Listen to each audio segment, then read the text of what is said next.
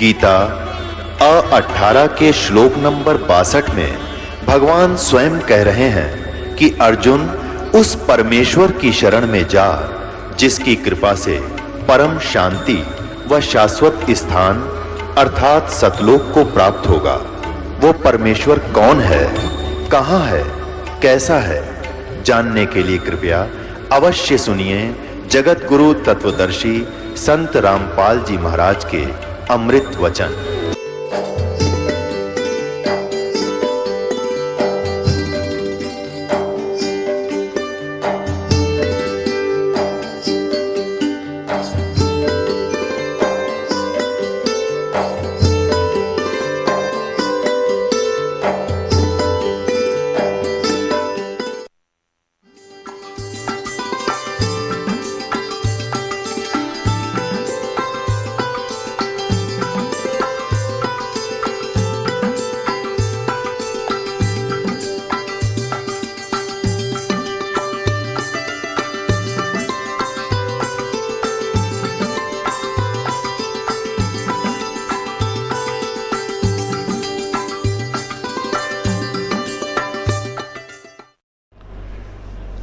फिर परमात्मा आते हैं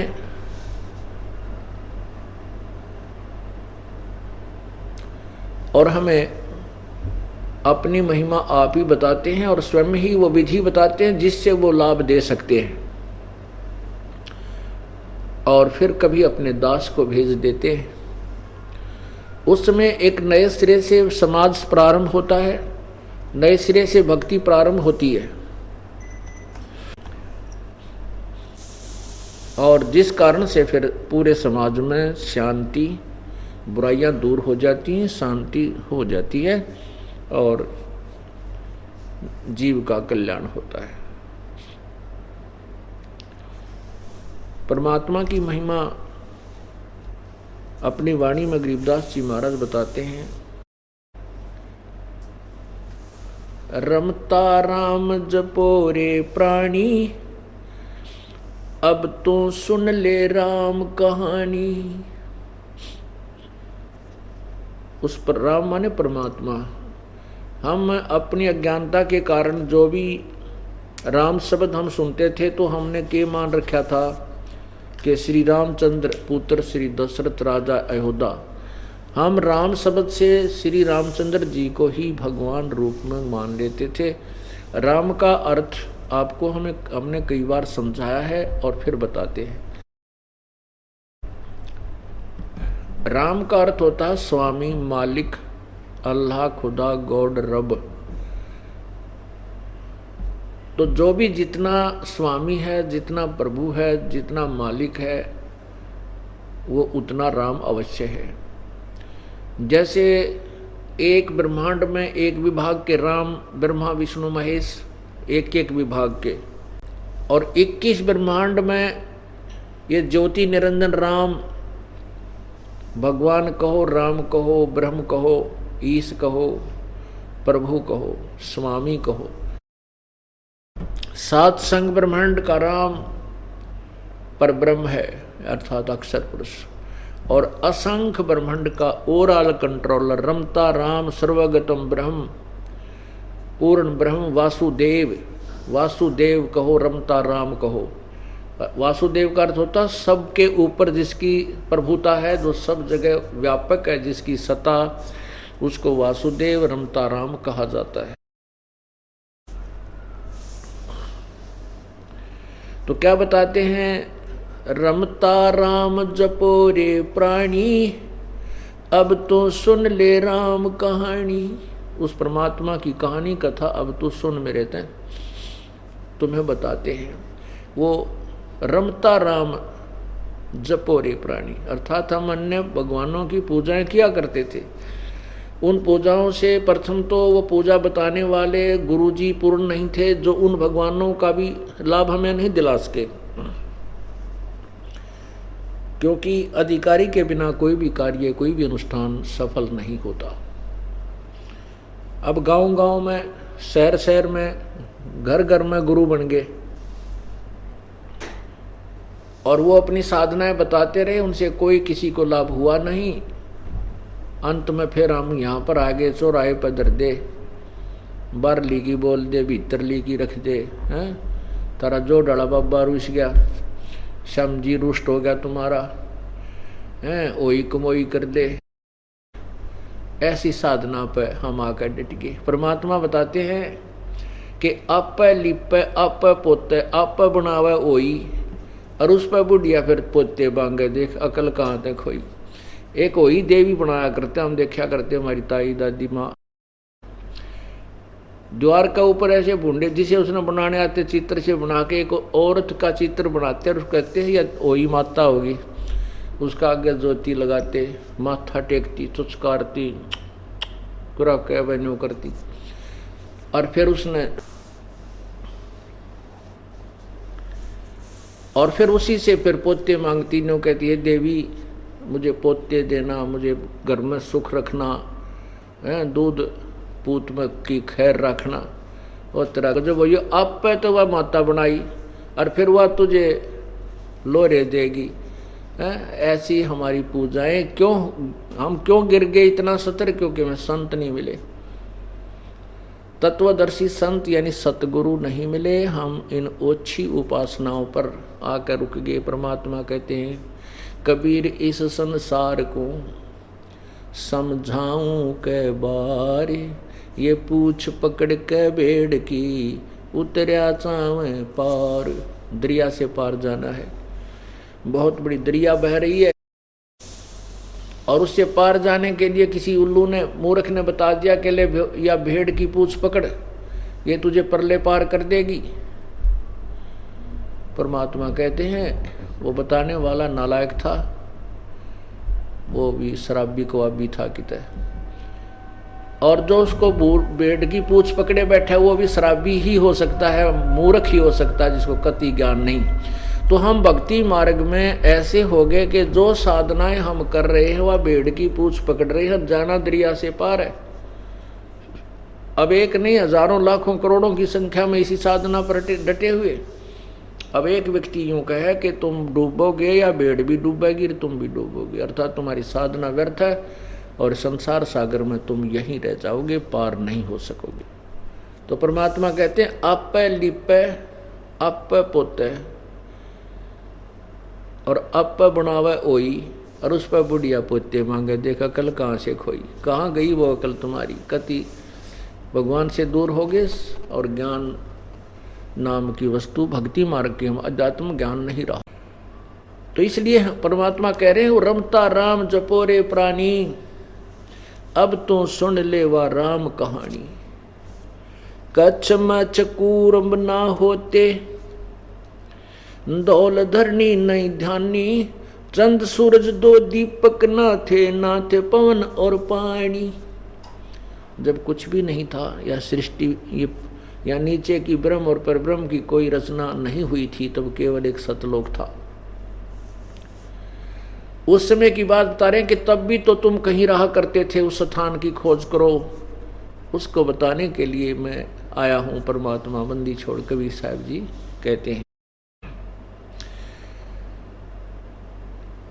ब्रह्मा विष्णु महेश ना थे, ब्रह्मा विष्णु महेश न होते, नहीं लक्ष्मी गौरज रानी, सावित्री नहीं सनकादिक तब होते अलख बिनानी। जब ये कोई भी नहीं थे, ना ब्रह्मा था, ना विष्णु, ना शिव, ना या गौरी पार्वती माता थी, ना लक्ष्मी, ना सावित्री, ना ये सनकादिक सनक सनंदन थे। उस समय केवल एक पूर्ण परमात्मा ही शेष थे सतलोक में। ब्रह्मा विष्णु महेश न होते, नहीं लक्ष्मी, नहीं गौरज रानी, सावित्री नहीं सनकादिक होते अलख बिनानी। शेष शेष मुख निज दिन गाँव रंकार निज बानी, राम नाम का सिक्का मेट में डूबेंगे अभिमानी। जो भगवान से दूर होकर के अपने केवल संसारिक धंधे में या माया के जोड़न ताड़न के चक्कर में गुटी शूटी ला के और कहते हैं किसने देखा भगवान, कहते हैं राम नाम का सिक्का मेटे डूबेंगे अभिमानी।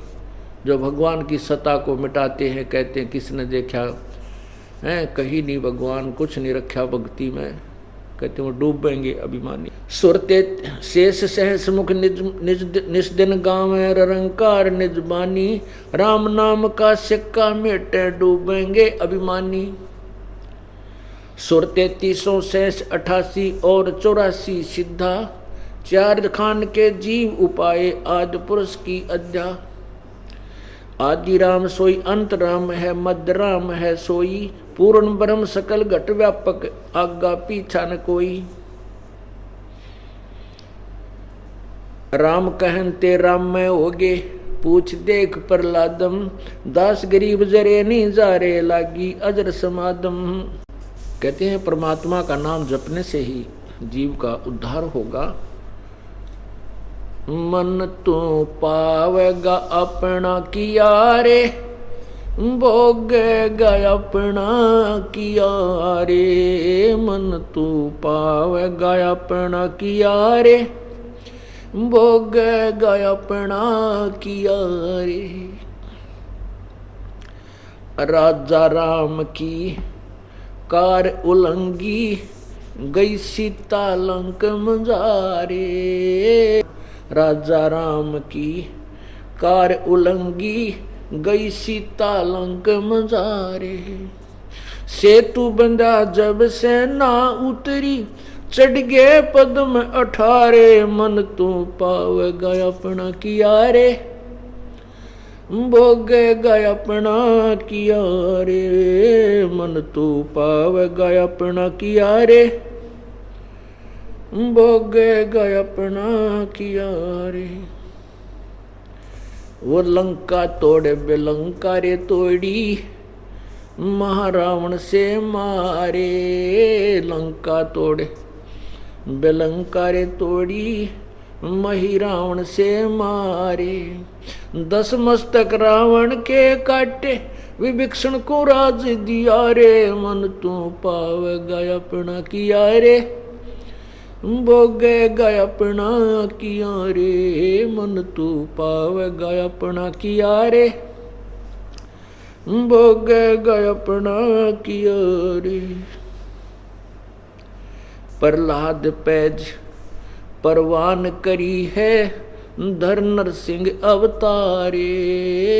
प्रहलाद पैज परवान करी है, धर नरसिंह अवतारे। दीन दयाल दया कर उतरे, हिरना कुशी उदर विदारे। मन तू पावेगा अपना किया रे, भोगेगा अपना किया रे। मन तू पावेगा अपना किया रे, भोगेगा अपना किया रे। हा हा हु बंदे होते तोलत हैं बलवारे। हा हा हु बंदे होते तोलत हैं बलवारे। गज और गरा बने भवसागर, 10 से अधिकारे। मन तू पावेगा अपना किया रे, भोगेगा अपना किया रे। मन तू पावेगा अपना किया रे, भोगेगा अपना किया रे। भाई श्वास घटो बल हीन भयो, जद खेच लियो मजदारे। श्वास घटो बल हीन भयो, जद खेच लियो मजदारे। अर्ध नाम रसना से टेरा, सुमृत है रंकारे। मन तू पावेगा अपना किया रे, भोगेगा अपना किया रे। मन तू पावेगा अपना किया रे, भोगेगा अपना किया रे। भाई नारद मुनि तेरे काली योगी, जिन मन गर्भ किया रे। नारद मुनि तेरे काली योगी, जिन मन गर्भ किया रे। पल में पूत बहतर जाए, व रोवत कैसे उपारे। मन तू पावेगा अपना किया रे, भोगेगा अपना किया रे। मन तू पावेगा अपना किया रे, भोगेगा अपना किया रे। भाई कृष्ण गुरु दुर्वासा होते 56 कोट सिंगारे। कृष्ण गुरु दुर्वासा होते 56 कोट सहारे। अम्बरीश कह चले अपूठे व दुर्वासा से हारे। मन तू पाव गया अपना किया रे, भोग गया अपना किया रे। मन तू पाव गया अपना किया रे, भोग गया अपना किया रे। दुर्योधन और दुशासन को द्रौपदी चीर उतारे। दुर्योधन और दुशासन को द्रौपदी चीर उतारे। अंधे को पीन दई थी वो बढ़ गए अंत अपारे। मन तो पाव गया अपना किया रे, भोग गया अपना किया रे। मन तो पाव गया अपना किया रे, भोग गया अपना किया रे। विषम पिता और द्रोणाचार्य वो कर्ण से बाणों मारे। विषम पिता और द्रोणाचार्य कर्ण से बाणों मारे। महाभारत में टटीरी के राखे वो घंटा टूट पड़ा रे। मन तू पाव गया अपना किया रे, भोग गया अपना किया रे। मन तू पाव गया अपना किया रे, भोग गया अपना किया रे। भाई 33 कोटि यज्ञ में आए 88 सारे। 33 कोटि यज्ञ में आए व 88 सारे। 12 कोटि वेद के वक्ता सुपच का शंख बुझारे। मन तू पाव गया अपना किया रे, भोग गया अपना किया रे। मन तू पाव गया अपना किया रे, भोग गया अपना किया रे। भाई चमरा कनक जनेऊ काढ़ा विप्र पंडित सब हारे। चमरा कनक जनेऊ काढ़ा विप्र पंडित सब हारे। जुल्हाए के घर बालद आई वो के सो से बन जा रे। मन तू पाव गया अपना किया रे, भोग गया अपना किया रे। मन तू पाव गया अपना किया रे, भोग गया अपना किया रे। मीराबाई को मारन लागे जहर का प्याला प्यारे। मीराबाई को मारन लागे जहर का प्याला प्यारे। पीवत ही अमृत हो लाग्या हो गया सर्द ही यारे। मन तू पाव गया अपना किया रे, भोग गया अपना किया रे। मन तू पाव गया अपना किया रे, भोग गया अपना किया रे। भाई कंस कैसी चानोर खपामण जीतन मल अखारे। कंस कैसी चानोर खपामण जीतन मल अखारे। कृष्ण को तो जस दिया ये कबीर जी साकार सारे। मन तू पाव गया अपना किया रे, भोग गया अपना किया रे। मन तू पाव गया अपना किया रे, भोग गया अपना किया रे। भाई शंखों कृष्ण करे खवासी धन तू सृजन हारे। ये शंखों कृष्ण करे खवासी धन तू सृजन हारे।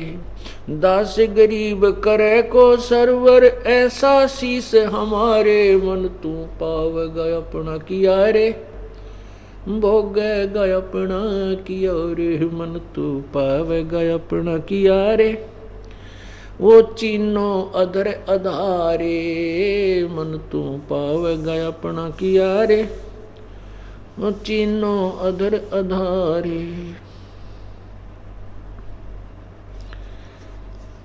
पुण्यात्माओं, ना जाने आपका कौन से जन्म का कोई पुण्य आपके साथ है। ऐसे घोर कलयुग में आपको कुछ समय परमात्मा के चरणों में आने का सुअवसर प्राप्त हो रहा है। कहते हैं पिछले ही पुण्य से होती हैं पूर्ण हंस मुराद, पिछले ही तप से होती हैं पूर्ण हंस मुराद। के हे पुण्यात्मा, ये कोई पिछले पुण्य तेरे साथ हैं जिस कारण तेरी ये सभी आवश्यकताएं पूर्ण हो रही हैं। तेरे को यहाँ परमात्मा के चरणों में आने का समय भी मिल रहा है, नहीं तो ये दास भी खूब महसूस करता उन दिनों को। एक दिन भी रिश्तेदारी में जाना हो जाता तो ये मुश्किल हो जाया करती कि कहीं कि मैं नुकसान ना हो जा, चाल वापस उसी दिन वापस भागने की चेष्टा करते थे। और जब ये ज्ञान हुआ, प्रभु का सहारा मिला, परमेश्वर की रजा हुई, हफ्ते हफ्ते 3-3 दिन तक परमात्मा के चरणों में सेवा करने का अवसर मिला करता।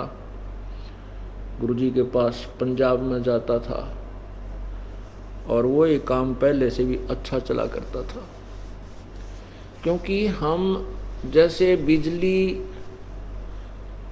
बिजली है, इलेक्ट्रिसिटी, इसकी पावर से हम आटा पीसते हैं। पहले हाथ से बहन बेटियां माता हाथ से आटा पीसा करती, पसीना में पसीना, और 2 किलो 3 किलो 2 घंटे मुश्किल से पीसा जाता था। और अब वही काम इलेक्ट्रिसिटी वो पावर कर देती है, उस पावर का कनेक्शन मिल गया हमारे को, और 1 घंटे में वह एक बटन, एक स्विच ऑन करना पड़ता है, बस सारा काम ठीक हो जाता है। इतनी आसानी से वो काम हो जाता है। इसी प्रकार हम जब परमात्मा की पावर से कनेक्टेड हो जाएंगे, हमारा जो परिवार है परमात्मा की पावर से संबंधित हो जाएगा, उसका कनेक्शन हो जाएगा, फिर वो पावर तो बहुत प्रबल है। परमात्मा तो अनहोनी कर सकता, जो हम नहीं कर सकते, मानव नहीं कर सकता, उसको भगवान किया करता है। इसलिए उस पावर की हम तलाश किया करते थे।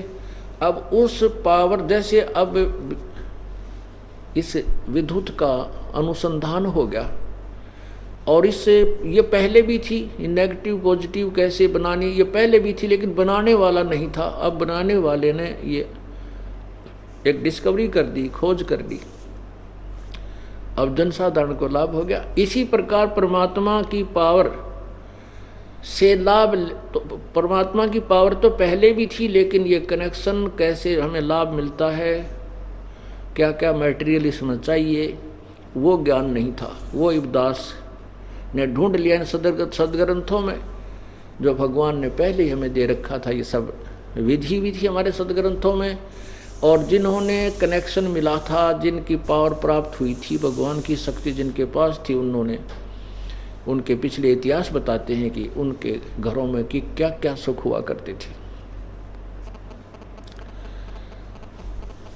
तो आपके ऊपर ना जाने कौन से जन्म का पुण्य है कि आपको यहाँ भगवान के दरबार में आने का सुअवसर प्राप्त हो रहा है। और पुण्यात्माओं, आपके लिए वो दुख, वो कष्ट वरदान सिद्ध हो जाएगा, जिस कारण से आप अब सतलोक आश्रम में पहुंचे हो।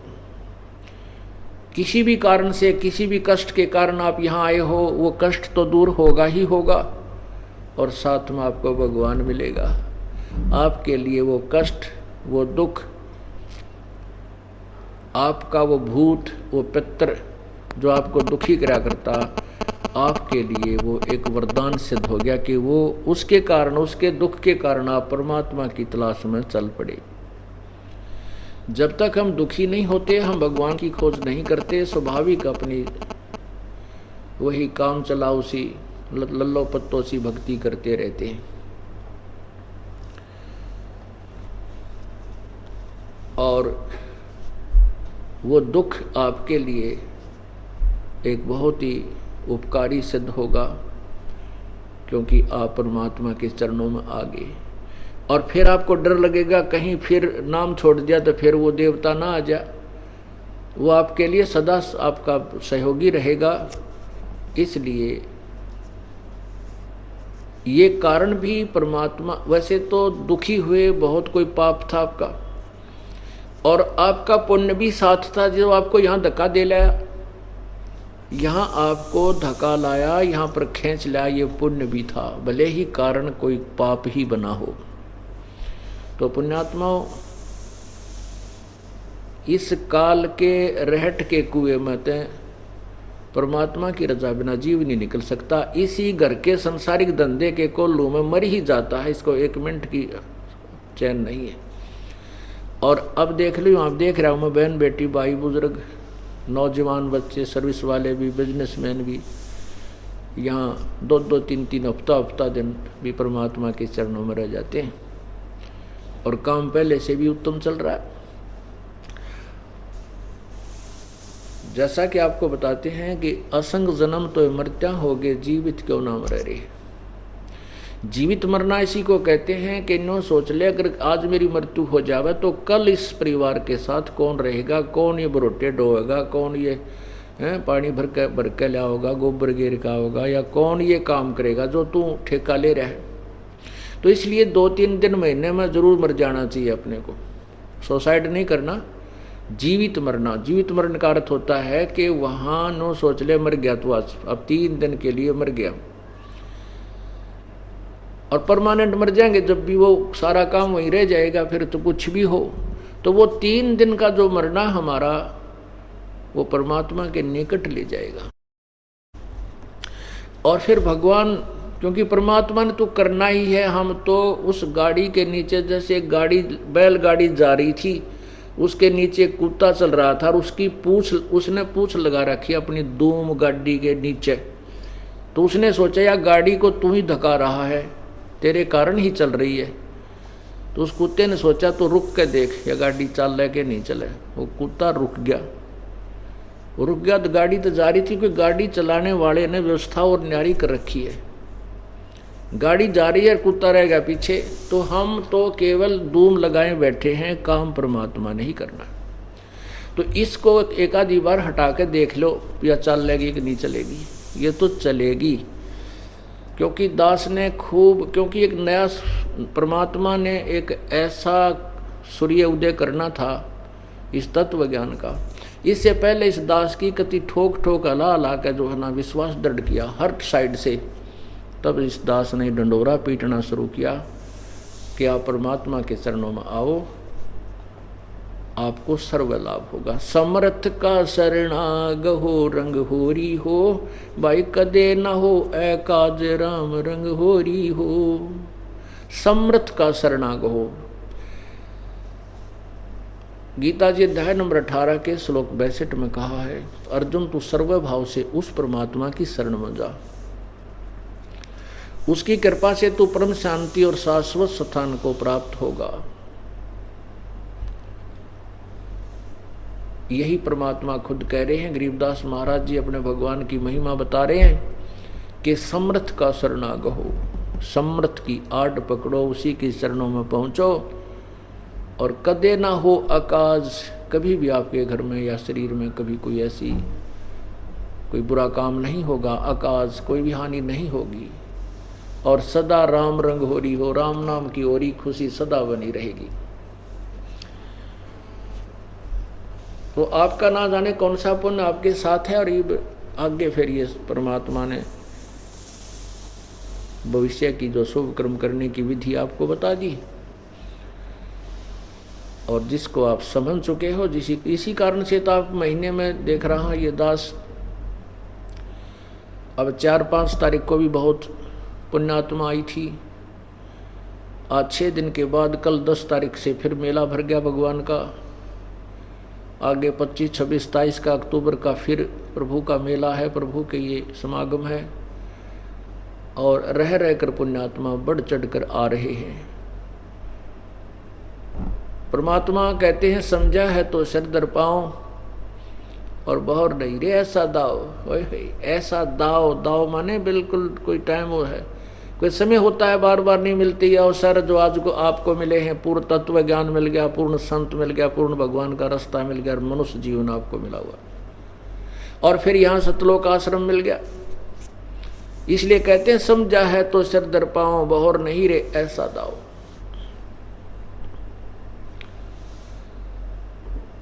अब क्या बताना चाहते, मन तू पावेगा अपना किया रे, भोगेगा अपना किया रे। अब जैसे ये तो यहाँ का एक अटल नियम है कि जैसे कर्म करेगा प्राणी वैसे फल परमात्मा देवेगा।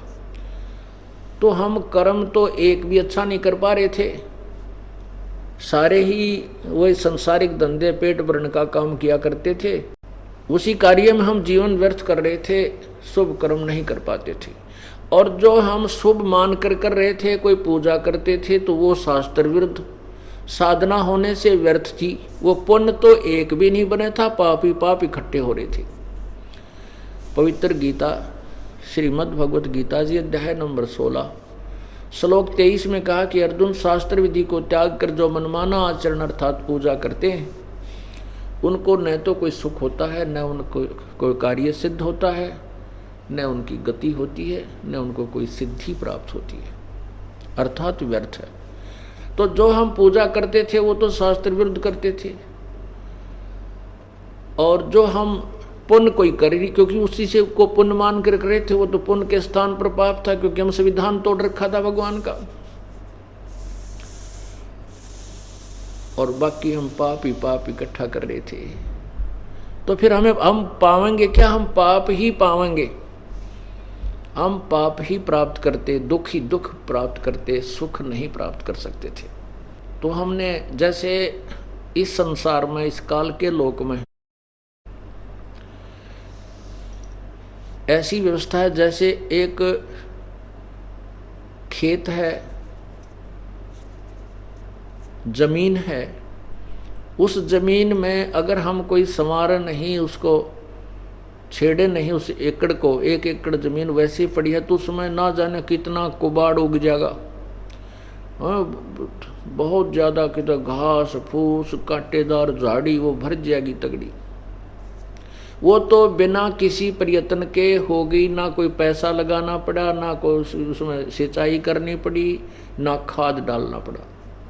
और उसी एकड़ में, उसी किले में, उसी जमीन में यदि हम अपने खाने के लिए कनक, गेहूं, बाजरा, ज्वार, धान उपजाने का प्रयत्न करेंगे तो उसके लिए बहुत मेहनत करना पड़ेगा, खेत को संवारना पड़ेगा हल से या ट्रैक्टर से 2 व 4 व, जब तक वो बीज बोने के योग्य नहीं होती उसको बार बार गुड़ाई की जाती है। और फिर बीज बोना, वो भी पैसे लगे बीज में, और बीज बीजने के बाद फिर खाद और पानी, फिर उसकी रखवाल, फिर उसको काटना, निकालने के लिए पैसे लगे, और फिर तब कहीं जाकर के वो हमें अन्न प्राप्त होता है जिससे हमारा निर्वाह होता है। और उसके विपरीत यदि हम कोई, इसी प्रकार हमारा शरीर समझो मानव शरीर है, इसमें पुण्य कमाने के लिए, पुण्य बनाने के लिए, शुभ कर्म करने के लिए हमें समय भी छोड़ना पड़ेगा, समय भी देना पड़ेगा। हमने परमात्मा पाने के लिए, शुभ कर्म करने के लिए 2 पैसे पुण्य पर भी लगाने पड़ेंगे, अपना समय भी लगाना पड़ेगा, तब जाकर के हमारे पुण्य शुरू होंगे, प्रारंभ होंगे, तब हमें कोई पुण्य मिलेंगे। और इसके अतिरिक्त पाप तो अपने आप ही हो जाते हैं। कहते हैं पृथ्वी ऊपर पग जो धारे, करोड़ जीव एक दिन में मारे। जैसे हम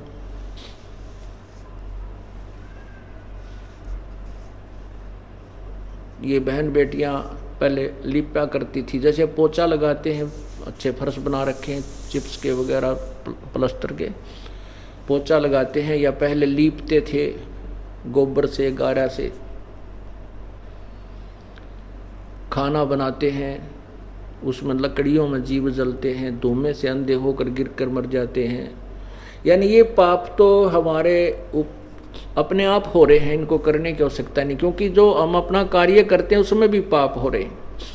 और जब तक हम पूर्ण परमात्मा की भक्ति विधिवत नहीं करते तो हमें दोनों ही पुण्य और पाप दोनों ही भोगने पड़ते हैं। इसलिए कह रहे हैं मन तू पावेगा अपना किया रे और भोगेगा अपना किया रे। पूर्ण परमात्मा की शरण में आने के बाद हमें एक एक्स्ट्रा बेनिफिट ये मिलता है कि जो हमारे पाप संचित होते हैं, पहले के जो पाप हैं वो नष्ट हो जाएंगे, वो खत्म हो जाएंगे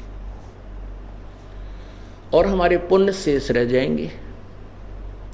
और जो पुण्य करने की विधि वो अकॉर्डिंग टू द शास्त्र है, वो शास्त्र के अनुसार है, उससे पुण्य हो ही रहे हैं। और पहले जो हमारे पाप थे वो उस परमात्मा के उस नाम से नष्ट हो जाएंगे। जब ही सतनाम हृदय धरो भयो पाप को नासे, मानो चिनगी अग्नि की ही पड़ी पुराने गासे। यही आपने देखा होगा, आपने सुना कि गीता यजुर्वेद अध्याय नंबर 8 के श्लोक नंबर 13 में स्पष्ट किया है कि पूर्ण परमात्मा अपने भक्त के, चाहे वो सत साधना कोई साधु संत करे, चाहे कोई अच्छी आत्मा करे, देव कर्तस्य, देव होते हैं हंस आत्माएं, जो पुण्य आत्मा है बीड़ी शराब मांस तम्बाकू नहीं पीती, चाहे तो वो करें परमात्मा की भक्ति, और चाहे जनसाधारण करे, और चाहे कोई पिता करे चाहे पूत करे, कोई भी करे, उस सभी के पाप को परमात्मा उस साधक के पाप को नाश कर देता है। और अभी तक हमने जितने भी इन संतों के ऋषियों के विचार सुने और पढ़े थे वो ये कहा करते थे, भाई किया हुआ कर्म तो भोगना ही पड़ेगा। अर्थात जैसा आपने जो प्रारब्ध है वो तो भोगना ही पड़ेगा आपके, वो उसमें कोई परिवर्तन नहीं हो सकता। साधना से कोई लाभ नहीं होगा, आपका जो दुख है वो दुख आएगा, सुख है वो सुख भी आपको भोगना पड़ेगा। इससे हम बेशक भक्ति करते रहते थे, लेकिन कोई कष्ट का सामना करना पड़ता था, वो पूरा ही हमारे ऊपर कहर टूट जाता था। तो हम ये सोचकर पड़े रहते थे कि ये तो भाई भगवान का नियम है, जैसे कर्म करेगा वो तो भोगने ही पड़ेंगे। जैसे कर्म तब तक है जब तक हम पूर्ण परमात्मा की शरण विधिवत नहीं ग्रहण करते, और जब हम पूर्ण परमात्मा की शरण में आ जाएंगे तो उसके बाद क्या होगा।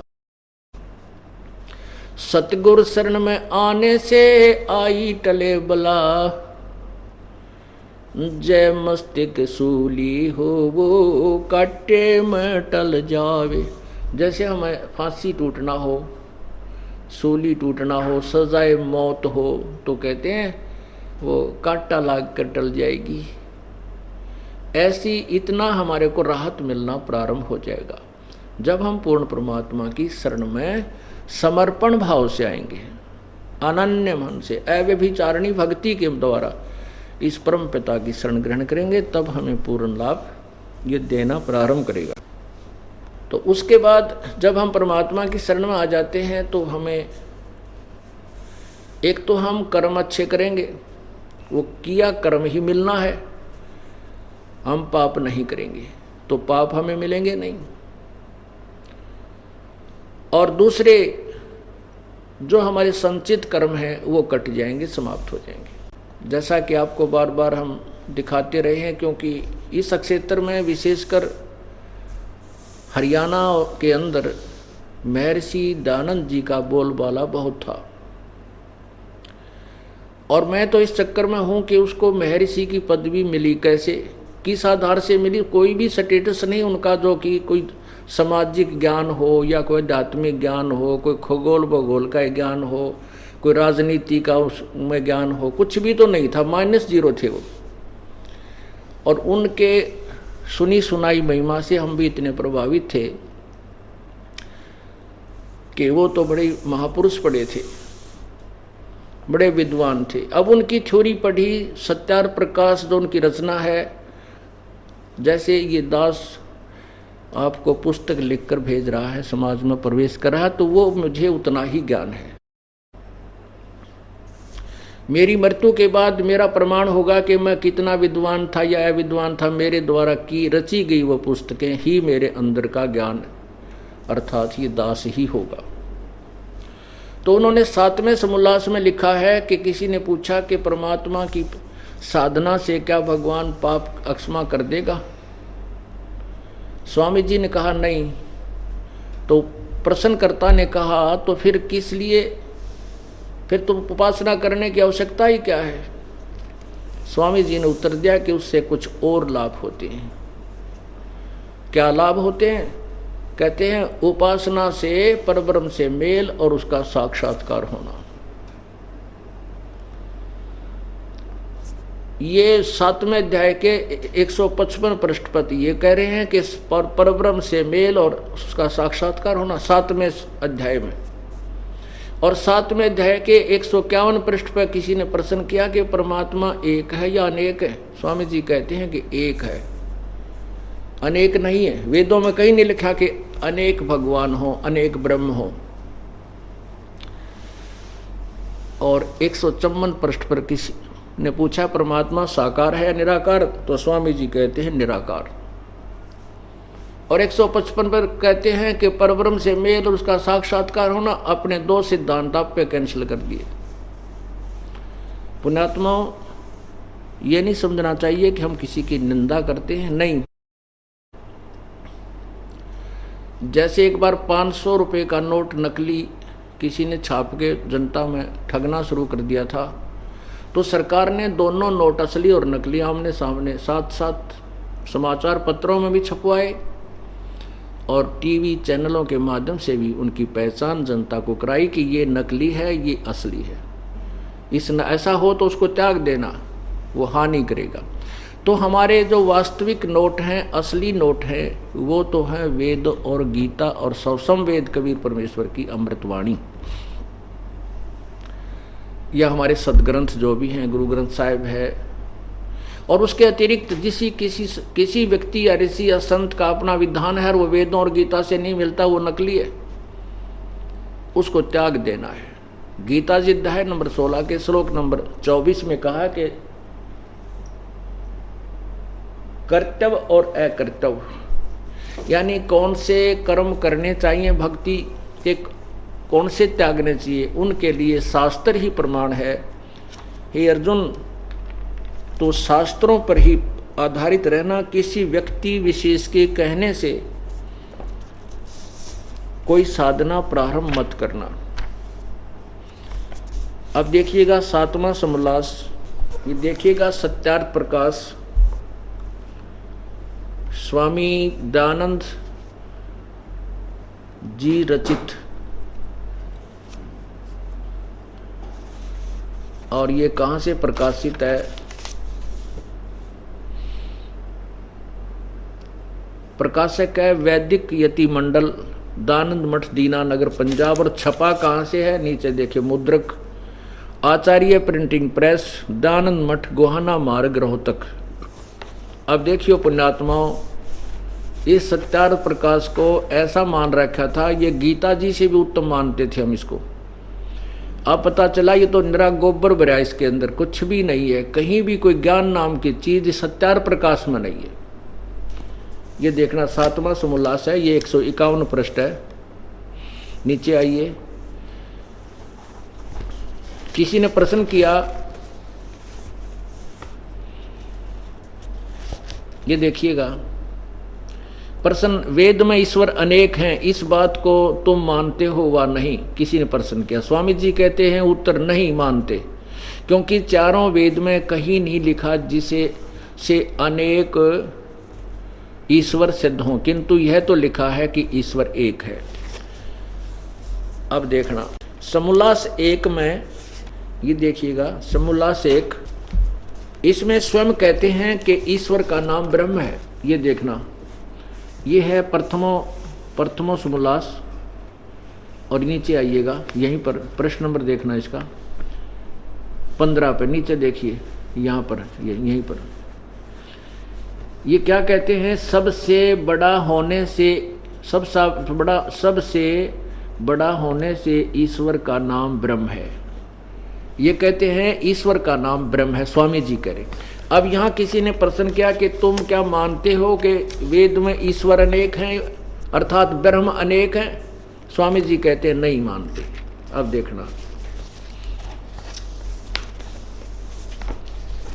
ये सप्तम समोल्लास 7वां समोल्लास 151 पृष्ठ है। ये नीचे आइएगा। प्रश्न, वेद में ईश्वर यानी ब्रह्म समझो, क्योंकि ये ईश्वर बड़ा होने से कारण ईश्वर का नाम ब्रह्म बोल रहे हैं। वेद में ईश्वर अनेक हैं अर्थात ब्रह्म अनेक हैं, इस बात को तुम मानते हो वा नहीं? स्वामी जी कहते हैं कि उत्तर नहीं मानते, क्योंकि चारों वेदों में कहीं यह नहीं लिखा जिससे अनेक ईश्वर, ईश्वर माने ब्रह्म, क्योंकि ये स्वयं कहते हैं ईश्वर सबसे बड़ा होने से ईश्वर का नाम ब्रह्म है, ईश्वर यानी ब्रह्म सिद्ध हों, किंतु यह तो लिखा है कि ईश्वर एक है यानी ब्रह्म एक है। अब स्वामी जी अगले पृष्ठ पर देखना, यहाँ 154 पृष्ठ पर किसी ने प्रश्न किया, 7वां समोल्लास, यही सप्तम समोल्लास, और ये पृष्ठ 154 पर देखिएगा, 154 पर नीचे यहां लिखा कि किसी ने प्रश्न किया ईश्वर साकार है व निराकार? उत्तर स्वामी जी का निराकार। और 155 पर अपनी दोनों सिद्धांत, दोनों थ्योरी फेल कर दी। ये देखो 155 पे नीचे आइएगा। प्रश्न, परमेश्वर की स्तुति, प्रार्थना और उपासना करनी चाहिए व नहीं? उत्तर स्वामी जी का करनी चाहिए। प्रश्नकर्ता कहता है क्या स्तुति आदि करने से ईश्वर अपना नियम छोड़ स्तुति प्रार्थना करने वाले का पाप छुड़ा देगा? उत्तर स्वामी जी का नहीं। तो प्रश्नकर्ता कहता है फिर स्तुति प्रार्थना क्यों करना भाई, क्या फिर यूज क्या है इसके करने का? स्वामी जी उत्तर देते हैं उनके करने का फल अन्य ही है। प्रश्नकर्ता ने कहा क्या फल है बताइएगा, क्या है? उत्तर स्वामी जी का कि स्तुति से ईश्वर में प्रीति, उसके गुण कर्म स्वभाव का से अपने गुण कर्म स्वभाव का सुधरना, प्रार्थना से निरभिमानता, उत्साह और साहे का मिलना, उपासना से परब्रह्म से मेल और उसका साक्षात्कार होना। अरे वाह, जय हो महर्षि जी की। अपने सिद्धांत को आप ही फेल कर रहा है।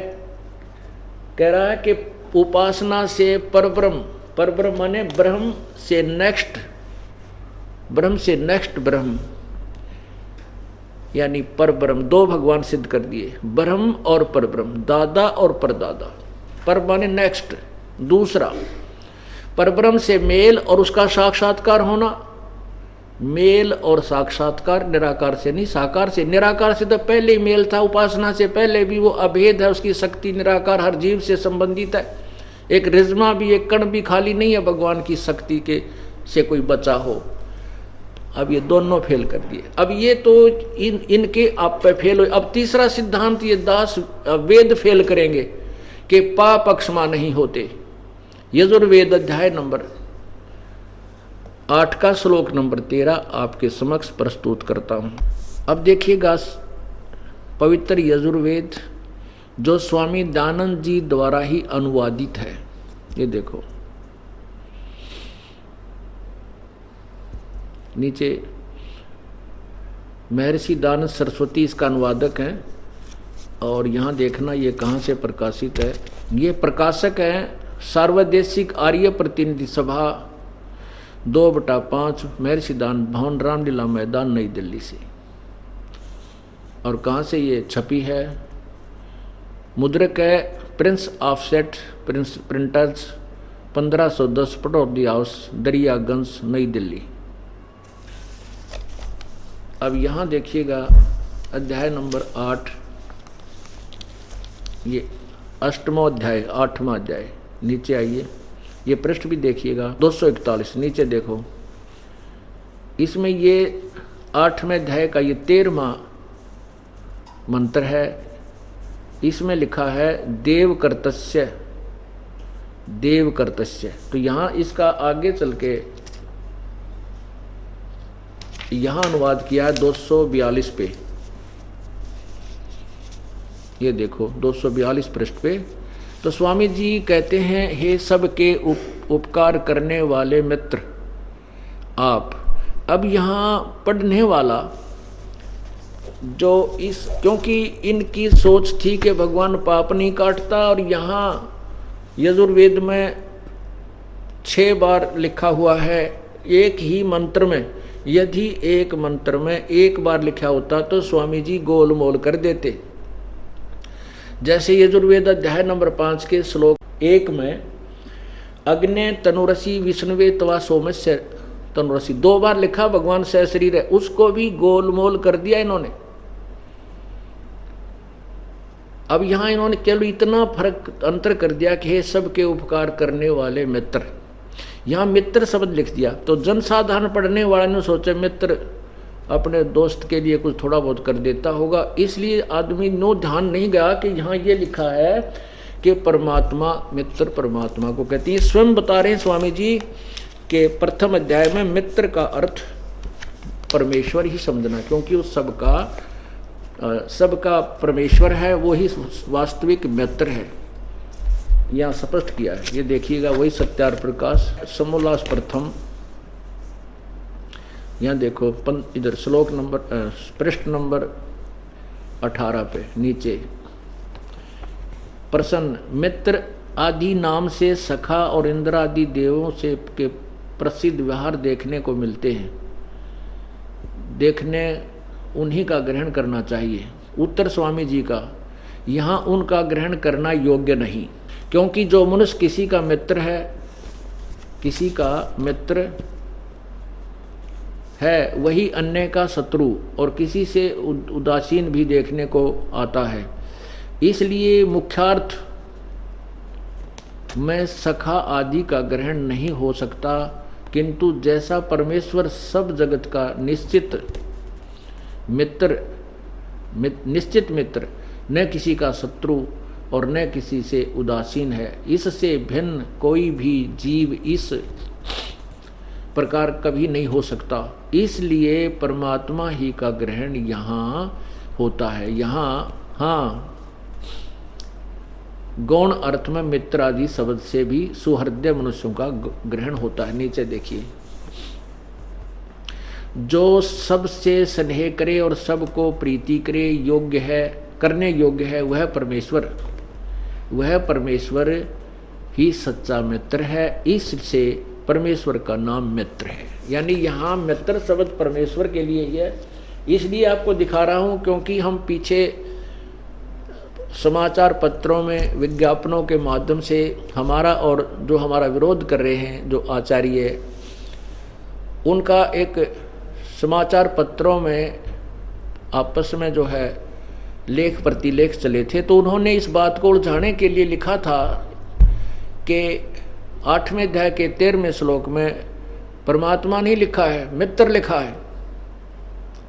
तो वो तो क्योंकि जो इंसान जिसका ज्ञान खत्म हो जाता है वो फिर बकवादों पर आ जाते हैं, वो सत्य को ग्रहण नहीं कर सकते क्योंकि उनकी पोल खुल जाती है और वो अपने आप को एक बड़े सुपीरियर मान रहे थे। तुम्हारे जैसा ज्ञान नहीं, महर्षि दानंद जैसा विद्वान नहीं, और मैं को महर्षि दानंद जैसा तो अज्ञानी कोई मैंने आज तक किसी भी को देखा ही नहीं। इतने महापुरुषों के लेख पढ़े, किसी ने कुछ तो थोड़ी बहुत बात लवा ला रखी है। इनका था सारी थ्योरी गलत। समाज सुधार पढ़ ले तो रोना आ जावे इंसान को, और उनके विचारों को कोई स्वीकार कर लेता आग लग जाए पूरे समाज में। अब यहाँ देखिएगा, ये वेद की स्टेटमेंट से और स्वामी दानंद जी की स्टेटमेंट को दास केवल तुलना कर रहा है। एक ओरिजिनल नोट से डुप्लीकेट नोट की तुलना कर रहा है, नथिंग एल्स। इसको कोई निंदा कहता है तो वो निंदा की परिभाषा से अपरिचित है। यहां देखना, यही 8वें अध्याय का 13वां श्लोक, यहां से अनुवाद शुरू होता है। स्वामी दानंद जी द्वारा किया, हे सबके उपकारक, उपकार करने वाले मित्र आप, देव कर्तस्य, दान देने वाले के, एन से शब्द भी देखना, एन से माने अपराध, अवय जन्म, अवय जन्म का अर्थ है विनाश करने वाले, असी माने हो, मनुष्य कर्तस्य, साधारण मनुष्य के किए हुए, एन से माने अपराध यानी पाप के, अवजन्म माने विनाश करने वाले हो। ओहो। और पितृकृत्य पिता के किए हुए, एन से माने अपराध ही पढ़ो, यहाँ पर इन्होंने विरोध आचरण लिखा, यहाँ पर अपराध ही पढ़ो, अपराध यानी पाप के, अवजन्म माने विनाश करने वाले हो, अच्छे प्रकार हरने वाले हो, एक ही बात है। और आत्म कर्त से अपने किए हुए, एन से माने पाप के, अवजन्म माने दूर करने वाले या नाश करने वाले, असी माने हो, एन से अधर्म के, अधर्म अर्थात घोर पाप के भी, अवजन्म माने नाश करने हारे हो। हे भगवान, और देखो विद्वान जानता हुआ मैं यत, जो कुछ भी धर्म आचरण यानी धर्म, एन माने पाप होता है, एनस एन, पाप कर किया करता हूँ वा करूँ, अनजान मैं जो कुछ भी किया करता हूँ वा करूँ, उस सब के, एन से माने पाप के, दुष्ट आचरण नहीं, पाप के हरने दूर करने वाले अर्थात नाश करने वाले हो। ओए होए, ये हमारा ओरिजिनल नोट है वेद, और इसमें लिखा है 6 बार इकट्ठा ही एक ही मंत्र में प्रमाण दिया है कि घोर पाप को भी परमात्मा नष्ट कर देता है, क्योंकि परमात्मा ने बंदी छोड़ने स्वयं आकर बताया है कि कुछ पाप हमारे दान से कटते हैं, कुछ सेवा से समाप्त होते हैं, कुछ हमारे संत के दर्शन और आशीर्वाद से पाप नष्ट होते हैं, कुछ पाप हमारे जो बिल्कुल शेष रह जाते हैं, जो किसी प्रकार भी नहीं कट सकते, वो फिर सत्य नाम, इस सच्चे नाम से नष्ट हो जाते हैं।